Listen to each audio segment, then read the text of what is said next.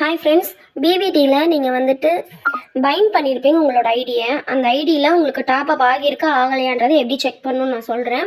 Top up ஆகியிருந்தால் எப்படி withdrawal பண்ணுறதுன்றதுக்கு வேறு ஒரு வீடியோ போடுறேன். இப்போதைக்கு டாப் அப் ஆகியிருக்கா ஆகலையான்றதை மட்டும் செக் பண்ணிக்கலாம்.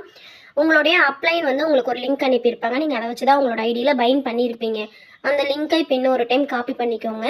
காப்பி பண்ணிவிட்டு உங்களுடைய ட்ரஸ்ட் வேலெட்டுக்குள்ளே போங்க. கீழே டிஸ்கவரை டச் பண்ணிட்டு மேலே சர்ச்சை டச் பண்ணிவிட்டு அந்த லிங்க்கை மேலே பேஸ்ட்டு கொடுத்துட்டு சர்ச் பண்ணுங்கள்.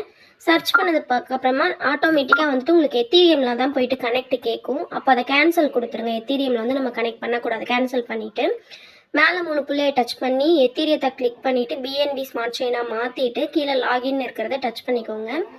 லாகின்னாக கொடுத்ததுக்கப்புறமா கீழே சைன் கேட்கும். சைனை டச் பண்ணிக்கோங்க. சைனை கிளிக் பண்ணதுக்கு அப்புறமா உங்களுக்கு கீழே ஸ்டார்ட் இன்வெஸ்ட்ன்ற ஒரு ஆப்ஷன் இருக்கும். அந்த ஸ்டார்ட் இன்வெஸ்ட்டை கிளிக் பண்ணிங்கன்னா உங்களுக்கு ஆட்டோமேட்டிக்காக உங்களோட ஐடிக்குள்ளே போயிடும். ஐடிக்குள்ளே போனதுக்கு அப்புறமா இப்போ செக் பண்ணி பாருங்கள். மை ஏர்னிங்ஸ்க்கு கீழே உங்களுக்கு வந்திருக்கிற காயின்ஸ் இருக்கும். நீங்கள் என்னென்ன ப்ராடக்ட் 100ல் ப்ராடக்ட் வாங்கியிருந்தீங்கன்னா எவ்வளோ ப்ராடக்ட் வாங்கியிருக்கீங்கன்ற டீட்டெயில் இருக்கும். அதுக்கப்புறம் மேலே ஸ்க்ரோல் பண்ணிட்டே வாங்க. மை பேக்கேஜஸ்ன்ற ஆப்ஷனில் கீழே வந்துட்டு உங்களுடைய டாலர்ஸு நீங்கள் டாப் அப் பண்ணது, உங்களுக்கு இன்னும் எத்தனை நாள் ரிமைனிங் இருக்குன்ற எல்லா டீட்டெயிலுமே வரும். எப்படி விட்ரால் பண்ணுறதுன்றதுக்கு நான் வேறு ஒரு வீடியோ போடுறேன். இப்போது இந்த மாதிரி இருக்குது, எல்லாமே டாலர்லாம் உங்களுக்கு காட்டுது அப்படின்னா எந்த ப்ராப்ளமும் இல்லை. உங்களோட ஐடி வந்து டாப் அப் ஆகிருச்சு. ஒருவேளை உங்களோட ஐடியில் டாப் அப் ஆகலை அப்படின்னா எப்படி இருக்குன்றதை நான் இன்னொரு வேலெட்டுக்குள்ளே போய் காட்டுறேன். இதே மாதிரி நான் டிஸ்கவருக்குள்ளே போயிட்டு பேஸ்டெல்லாம் கொடுத்து எல்லாத்தையும் சர்ச் பண்ணி உள்ளே போகிறேன். இதில் மெயினான விஷயம் என்னென்னா, மேலே அந்த 3 புள்ளியை டச் பண்ணி ஒவ்வொரு டைமும் நீங்கள் பிஎன்பி ஸ்மார்ட் செயினாக மாற்றிக்கோங்க. மாற்றினீங்கன்னா தான் ஐடிக்குள்ளே போகும். எத்தீரியம் நெட்வொர்க்கில் இருந்தால் ஐடிக்குள்ளே போகாது.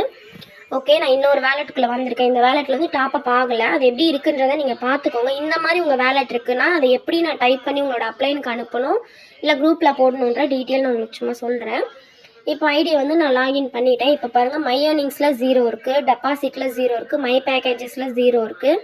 கீழே என்னுடைய ப்ராடக்ட் எதுவுமே பை பண்ண ஆப்ஷன்ஸ் இங்கே காட்டல. ஸோ இந்த மாதிரி உங்களோட வேலெட்டில் இருந்தால் இதை எப்படி கம்ப்ளைண்ட்டாக நம்ம டைப் பண்ணி உங்களுடைய அப்ளைனுக்கு அனுப்பணுன்றதை பார்க்கலாம். பேக் வந்துட்டு உங்களுடைய யூஎஸ்டிடியை கிளிக் பண்ணிக்கோங்க.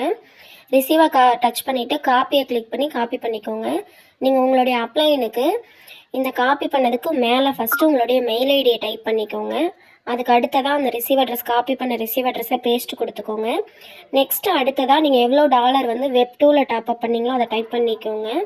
கீழே வந்துட்டு இந்த ஐடி டாப் அப் ஆகலை, ஆக்டிவேஷன் ஆகலை, ப்ளீஸ் செக் பண்ணிக்கோங்கன்ற மாதிரி ஏதோ ஒரு டைப்பிங் போட்டுட்டு ஐடி வந்து ஆக்டிவேஷன் ஆகலைன்னு உங்களுக்கு தெரியணும். அதை டைப் பண்ணி அந்த வாட்ஸ்அப்பில் அவங்களுக்கு சென்ட் பண்ணிவிடுங்க. அவங்களோட அப்ளைனுக்கு அனுப்புவாங்க. அவங்க கம்பெனியில் இருக்கிற மெயினான ஆட்களுக்கு அனுப்பி ஆக்டிவேட் பண்ணி கொடுப்பாங்க. தேங்க்யூ.